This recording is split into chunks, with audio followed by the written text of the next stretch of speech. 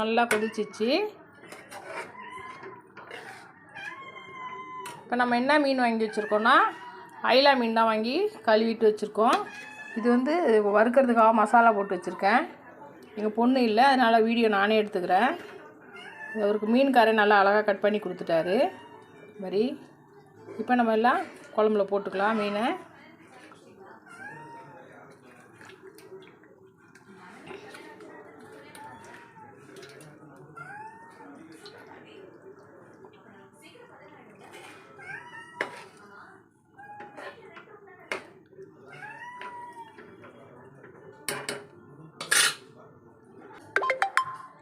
மாங்காவும் நறுக்கி வச்சுருக்கேன், அதையும் போட்டுக்கலாம்.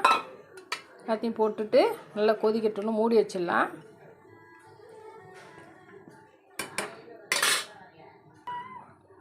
நம்ம குழம்பு மூடி வச்சுட்டு போகிறோம், நல்லா கொதிக்கட்டும், அப்புறம் பார்க்கலாம். இப்போ நம்ம வந்து மீனை மசாலா போட்டு வச்சுருக்கோம்ல, அது வறுத்துக்க போகிறோம். எண்ணெய் ஊற்றிக்கலாம். அதுக்கு நான் இந்தமாரி பேன் எடுத்துட்டேன், எண்ணெய் நல்லா ஒட்டாமல் வறுத்து எடுக்கலாம்.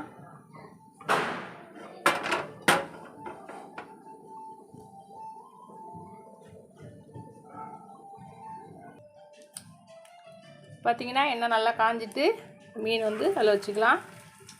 நான் வந்து மீன் மசாலாவுக்கு வந்து கொஞ்சம் எண்ணெயும் போட்டிருக்கேன், அப்போ தான் நமக்கு வந்து மசாலா நல்லா ஒட்டும்.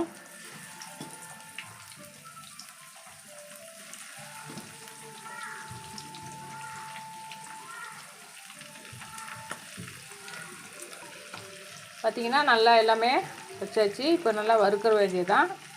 வறுத்தோன்னே உங்களுக்கு காமிக்கிறேன்.